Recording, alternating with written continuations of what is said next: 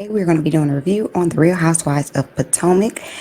This is season 5, episode 6. I'm giving it to you podcast style because I watched it late tonight and I decided to go ahead and get this done while the boy is sleeping. So I hope y'all enjoy this a little bit more laid back podcast style review. All right, so I actually took notes, you guys, and we're going to be hitting a few points. But before I do that, make sure that you like, comment, and subscribe down below. Let's talk about this Real Housewives of Atlanta drama, honey. So we start the episode off with Karen calling Ashley to invite her to her hometown.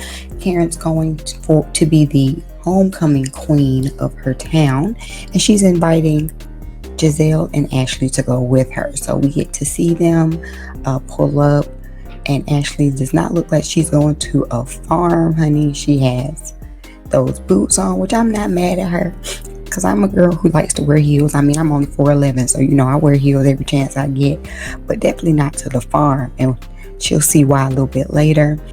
Now, when Ashley shows up, she shows up sans baby. When Karen called to invite her, she said that she might be bringing the baby, but when she shows up without the baby. And I'm going to say this, I'm glad she showed up without the baby because clearly, you need to leave the baby with Michael so that he doesn't have a chance to go out and about, okay? She references how last time she went out of town, Michael got into some trouble, and like I said, he was real eager to have that baby go with her, and now we all know why. I'm not gonna get into it, but as we joke about it, Ashley joked about it too, and Ashley said that she actually put a tracker in Michael's booty. It slid right in. Did y'all catch that tea? I'm just saying. She knew what she was doing. Your husband already has all kinds of rumors and things swirling, and that you're just letting us know that he likes butt play. It is what it is. Moving on, Gizelle comes. They get into the car. We notice that Ray does not give Karen a kiss goodbye. Ray just is like, all right, sure, bye, whatever. He closing the door, and then the shady Bravo cameras, honey, showed him shutting the door on Karen while she's trying to kiss him in 3 different angles. Now, they ain't had to do it like that. Of course, we have Gizelle making a comment about it, and you know what? I just don't understand why Karen brought Gizelle. They sit here and they shade each other down over and over again, like throughout the entire season. But for some reason they keep inviting each other to things. So Gizelle has made it a point to make smart remarks about Karen and her homecoming and this trip. She made as many remarks as she could, but we'll get into more of them a little bit later. We'll get into it. Let me not get ahead of myself, y'all. Y'all already know I'll be like, let me not get ahead of myself. Okay, let me get back to my note. The next scene that we get is Robyn and Candace. And basically they sit down and talk. Robyn lets Candace know, we sat down, had a meeting. Monique was not remorseful. Candace gets tearful, and she says that it really hurts her feelings. She didn't deserve this, and that after talking to Karen, she's thinking about pressing charges, basically. We also get a little bit of insight into Robyn and her tax issues. She is, I think it said $90,000 in tax debt. So Robyn is going through money issues, and they showed during this scene a flashback to Karen and Karen's money issues. Now, while Karen's money issues were in the millions and Robyn's are, is 90,000, tax issues are tax issues. So I guess, don't open your mouth too fast to talk about the next person's drama on these shows. Shoot, I might be talking to myself. Anyway, no, what I did say was that what I can learn from this conversation about Robyn is that I need to get me an accountant, honey. I don't want to have to think about none of that. I said that anyway, like the first employee that will be under Beast Style LLC is an accountant. I want them on retainer, okay? An accountant and a tax lawyer, okay? That's what you need. Okay, let me tell you something. You don't need all these. You people be wanting assistants and editors and all this stuff. That's all well, great, and good. But get you some money, man. Okay, let them balance it out. They get to the farm, and they're stepping out. They are like really into the farm. You know, like they're bumping to get back into the house. But everyone compliments the house. It's beautiful. Karen speaks about how her family were slaves, and they actually bought the plantation that their families were slaves. Well, I said they were slaves as if we didn't already know that, but you know what I'm saying. They actually bought the plantation from their slavers, I'm assuming, and now they own it. And it's just, I think that's beautiful. That is definitely a beautiful thing to say. I'm sure as a Black person, that gives them so much. That gives her family just so much pride and accomplishment. And it's very important to have family land, in my opinion. I wholeheartedly believe that. We have some family land here in Georgia. Now it's not where you know we were slaves at, but you know, Karen definitely inspired me. I'm like, shoot, let me get a little bit of coin and see what I can do. Especially down here in Georgia, honey. You know, real estate is cheaper. But anywho, they get to the house, and everyone steps out the car, and I just noticed that Ashley in them boots, honey, Ashley's ankles were twisting and turning. Okay, I'm telling you, she's a city slicker. You know what they call it, a city slicker. And I know a lot of y'all think that I'm country, but trust me, I'm not this country. They were really in the country. And while they were in the country, we got to meet Karen's family. We saw, you know, uncles and cousins, but the star of the show was definitely Karen's aunt. They definitely did look alike. The ladies commented on that. It was just really nice to see Karen around her family, to really see some of the stories. We got to see that Karen has always had a big personality from the beginning. They almost got a little emotional. Just everyone really seemed to enjoy being around Karen's family. It really got to soften her. I was actually liking Gizelle in this moment. Like, you know, she was like, I'm really getting to see another side of Karen, and I like it. And like, I was, you know, I really do get hopeful for Gizelle. And it's like every time I get hopeful for her, I don't know why I do. But anywho, we'll get to it. They ended up riding in the combine, and you know, chucking corn, and it was just a really nice time. It was really good to see. Before they left from that scene, however, they definitely had to give Monique a call. And while they're sitting there talking with Monique, Gizelle gets upset. She storms off. She talks about how she can't stand to listen to that. Monique is a liar. And at this point in time, Monique is still not taking ownership and accountability for her actions. Now, I know a lot of y'all have been in my comments talking about Monique and how wrong she was. And again, I said it before that I felt like Monique was wrong. I did not say that she was right. But what I'm saying is, it takes time to get to a point to where you are ready to realize and to accept and acknowledge that you had error and fault. Now, if we look at Ashley's therapy session last week, she owned nothing, no parts in it. Now, again, like I said last week, I'm not saying that Monique is right and that Candiace is wrong, or that either one of them hold no blame. They both hold blame. But just like last week, Monique didn't want to own any of her blame, neither did Candiace. And I'm tired of everyone sitting up here like, oh, well, Monique was more, like I gave y'all the percentage. I think I said 65-35. Monique was more wrong. Definitely. However, Candiace has some ownership in that. We did get to see in the therapy session this episode with Monique that she grew up a fighter. She grew up, you know, in a environment that caused her to be a bit more tough, rough, and ready to fight. Now, that is not everybody's story, and that's why you can't sit up here and tell someone, push someone and then tell them how mad to get with you. You don't know anyone's backstory. So me knowing that I'm not a fighter, I'm not going to do things that are provoking, because I don't know who here is a fighter. I do not know.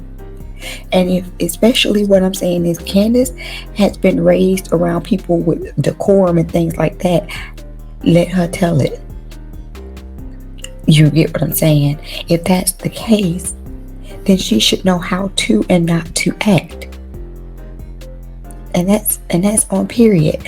Now, I sat and I watched an interview with Candace, and she said that she did not realize that she was as animated and as hyped up as she came off. She did not realize that at the time. It took her watching the show. So again, looking back on things, hindsight is 20/20. Isn't that what they say? So while Monique was in her therapy session, and I'm skipping forward a little bit, but since we're here, we're here. While Monique was in her therapy session with her pastor, it was the pastor, his wife, Chris, and Monique. Monique went on to, at the beginning of the session, she was still giving the blame to Candace. After that, pastor spoke with her, and he said some real things, and he really did shine a light on how she was already boiling over, how she's been very much so the control freak and all of these type of things. All things that we can kind of see in Monique. We can see that she is, what would be the word?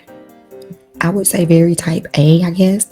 We see that she's very type A. We can see that through Not for Lazy Moms, and all of that kind of stuff can cause a build up.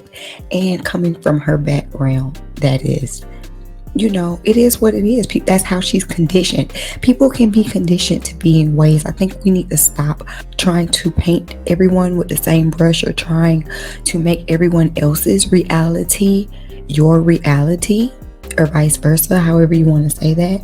We all come from different backgrounds and different environments. And the taunting nature that Candace had from Monique's environment caused that butt whooping. But what Monique was able to realize is she was really taking her frustrations out on Candace. And by the end of the therapy session, she was able to realize that point, and that Candace did not deserve that, and she did feel remorse. I just think that it's not for the ladies to tell her when to feel that remorse, and she had to come to it truthfully, honestly, and in her own time. And after talking through her emotions and through her feelings, she was able to realize the error in her ways. And I think that was a real moment with her pastor. Chris even came to confront her, to comfort her. So I don't like what I'm seeing online. Again, there's nothing wrong with holding her accountable. Just like Robyn said something about Karen not holding Monique accountable. Karen did tell her that she was wrong. But at the end of the day, it's not for anyone to chastise an adult for their actions. They have to come on it. They have to come against it on their own, or come up with that on their own. I done got a little head, so let me go ahead and move on with my notes. Real quick, let me get back to Gizelle and them with the conversation at the ranch, and Gizelle storming off. Gizelle calling Monique a lion mother. Woo, woo, woo, woo, woo, woo. At the end of the day, Gizelle is extremely upset. She's very high emotion, and again, it's only because she does not like Monique.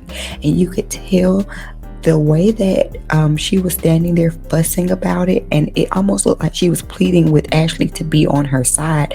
If you just look at it, just to me, it felt like she's trying to get people on the I hate Monique bandwagon, and I don't want to be around her. I don't want to deal with her. I don't want to film with her. And if you watch What Happens Live, you definitely can see a reference of that when Wendy was asked a question by Andy. I'm not going to get into it in this video, but I have a video coming up where I'm going to give y'all the recap on Watch What Happens Live and on girls chat room. So y'all be on the lookout for that. I'll make sure that I leave the link bubbles up here on the screen. They'll be probably dropping within the next couple of days because I have to give my Patreons early access to it. So shout out to my Patreons because they already have access to my reviews on that. But anyway, let's move on. So then we have a scene with Wendy, and she was talking with her sister. She said her sister is like a second mom to her, and she's the one that keeps her from, she said that her sister's the one that keeps her calm and keeps her from cussing the bitch out. But Wendy, didn't you cuss out Ashley? I'm gonna keep bringing that up. I'm just saying, because you're talking about what you don't do, but didn't you do it? You know, I'm just saying. We got all this vitriol for what to and not to do. But I will say I did like this scene with Wendy and her sister. Wendy basically talked about again how she said, as she said, having a midlife crisis and is ready to change her career, and she fears what her mother will say. I find that interesting. I mean, I know they say it's cultural, but I mean, you are 37 years old. She might not even be that old. She's somewhere between 34 and 37 years old. And you are afraid of telling your mother that you're going to make a choice for yourself. I think that that's a little deeper than cultural. You know, I definitely do think that's a little bit deeper than cultural. And I don't think that that's healthy. That's just me. That's my opinion. I am not Nigerian. If you are, please explain it to me, because in my Americanized way, vision, to me that just doesn't seem healthy. So I guess as a way to kind of help her get her nerves, she and her sister do a role play where her sister plays her mom, and it was really cute and funny. And I don't know many Nigerian families, but from what I've seen on YouTube and on TV, it seemed like, I could believe that her mother is a very stern woman. I can believe that her mother is a very stern woman, but I don't see why she would be scared. Scared to me is a bit much.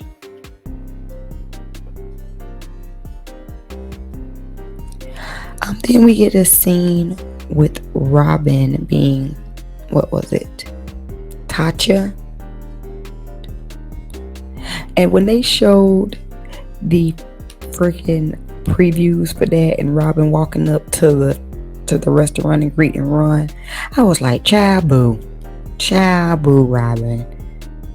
Like, don't get me wrong, me and my husband have actually done this and pretended to be different people. It's actually really fun, but Robyn, you're not believable in it. And actually the scene was kind of funny. It was her way of breaking the ice to talk to Juan about the tax issues, kind of make it light, and it was funny, and he ended up getting a good laugh, and I actually got a good laugh. I'm not gonna lie. I was like, okay, Robyn, this is a nice scene for you. This is actually okay. All right, Robyn is giving me something a little bit. Like, even though I'm tired of her, I was tired of the love story between her and Juan, but I do want to see more of this interaction because, y'all sitting up here telling me how in love they are, but we don't get to see their interaction that much. So this was a good scene. Like I said, they talked about it. I did notice Juan say something like, or what was his name? Dylan said something, Dylan or Juan, whomever, said something about, he was with Robyn through the tax issues, but he did say that it was on her. He said he understood, however, it was on her. They ended up having a good laugh, and I just found it interesting that when they went to kiss at the end of the scene, Robyn hid the kiss from the camera. I thought that was, I don't know if anybody else peep that. I thought that was weird. Speaking of Robyn, I want to highlight her for a moment in our style section. Tonight, Robyn showed us a new confessional look, and I have to say that I really liked the color of this. I guess it's a wig or maybe it's a ponytail, but I did not like the position of it. I'm going to show y'all a picture of her look. I actually just snapped this picture while I was watching it. So I thought that Robyn, like, I really, really, really do love the color of this wig, but the position of it is just too low. The dress is already really, really busy. The dress is already really busy and it has a lot of sequins and all this type of stuff. So I would have liked to see it more and it's a long ponytail. So I would have liked to have seen the ponytail pulled possibly to about the egg. Yeah, like still pulled back, not like a high ponytail, still pulled back, but maybe right at the egg of her head. I definitely do not like this low ponytail on her, and it also looks like a little humpy, like the shape of her head looks weird. I'm not trying to be picky, but I'm just, something I've noticed, like this isn't the greatest angle, but whatever. Just things that I've noticed. While we are discussing the style of this episode, I want to also talk about Karen's Cinderella look. I actually really like this confessional on her. I think she looks very nice, very elegant. This to me is my favorite. I don't know what that orange thing with the short, I don't know what that was. I don't know what look that was. But this look on the Grande Dame, honey, is super cute. And while we're talking about the Grande Dame, we actually get to see the homecoming parade. So they pull up to wherever it is, and she kind of the Grande Dame kind of dismisses, I don't want to say dismisses the ladies, but she lets them know, okay, I'm finna get in the car, we're finna start the parade, y'all go hang under the tent. Now I didn't see a tent. Did y'all see a tent? I was expecting the tent because she said tent, and I didn't see it. Tell me where the tent was. Okay, when she said that, I was thinking about like maybe homecoming SCSU. I was thinking like that kind of tent, but no. So once Karen gets onto the car and she, takes off and everything, Gizelle has a lot of comments to say about Miss Karen, about how Karen thinks that she has this inflated sense of reality because she is the biggest person to come out of her hometown, and she makes a lot of, to me, what seemed to be like disparaging comments as far as she was really just talking. She like Gizelle did not want Karen to have this moment. Like she was like, well, do you think they do this every year? Well, don't they do homecomings every year? Like, don't get me wrong, it was a very small town, honey. This was not like a big Macy's Day parade. It is a small town, but just like Gizelle pointed out, y'all had a little parade or whatever for Giselle's father. So this is an event for their town. Like, I don't understand why she had so much to say, why she was so wanting to take the attention off of Karen or steal her shine, or now, oh, we're walking in the parade too. Like, it was just really childish and petty to me. It really bothered me. It showed her in a very low light, especially when we're looking at how Karen is actually, y'all talk about Karen not being open and vulnerable, and she is being open and vulnerable and bringing you back to her hometown. She seemed genuinely happy to see people.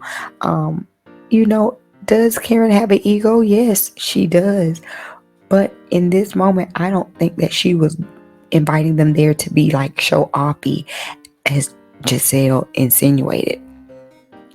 And Gizelle really got on my nerves. And then the next scene we see with Gizelle and Karen and Ashley is them in the church, and Karen really was again being very, very vulnerable and letting them know that she had not been home since her parents' passing, her parents' funerals, and being in the church was very hard for her. That, well, she felt like she felt their presence there, but so she was really being vulnerable with the lady. So it's just like, then in the next scene, we're seeing Gizelle trying to comfort her and trying to be, sisterly towards her, and it sounds good, but don't just be sisterly to me at all times. You know what I'm saying?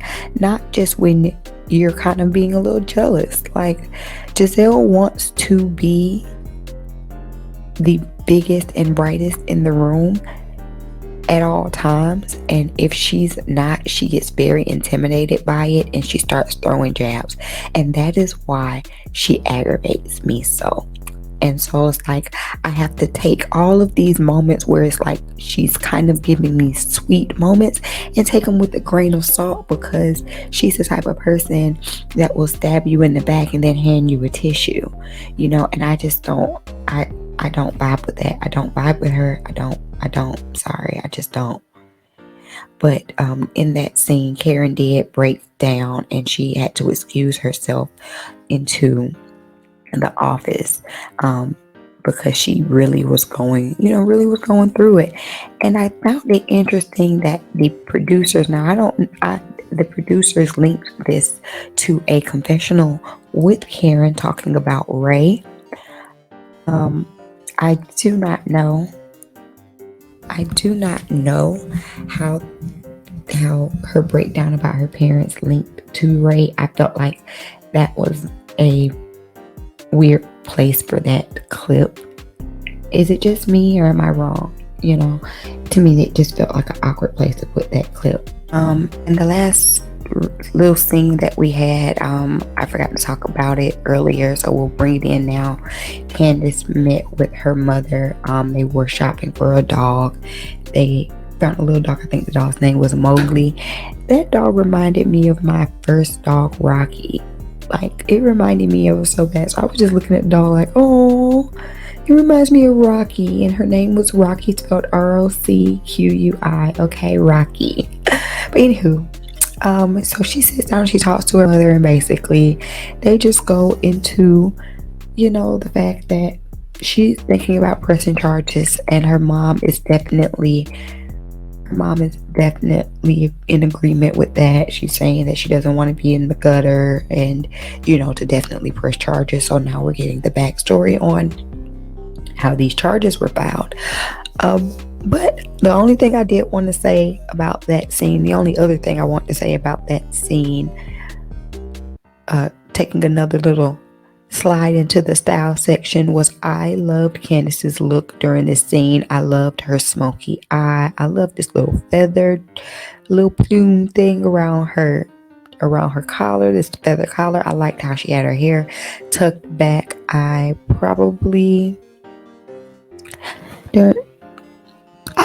cool with the hair. I think it's cute. It's actually kind of similar to the color that I have now. So I think that she looked really, really nice. I really did like this look a lot on her. But all right, you guys, that's it. That's all my notes for this week's episode of The Real Housewives of Potomac. So y'all make sure y'all drop down in the comments and tell me your thoughts. What are your thoughts on Karen and Gizelle's friendship? Make sure you drop that down, because to me, with their frenemies and with friends like that, you definitely don't need enemies. What do you think about Monique's therapy session with her pastor and her actually taking accountability for the argument? What do you think about Candace pressing charges on Monique? And what do you think about Robyn, Juan, and the tax issues? All right, you guys, drop all of that down in the comments. Give me your thoughts. Thank you for tuning in. Remember to be on the lookout for my review on Watch What Happens Live and Girls Chat Room. And if you want early access to those videos, if you want to go ahead and look at those videos now, click the link down in my description box and join my Patreon for as little as $5 a month. So Thank y'all, and I'll see y'all next time. Peace.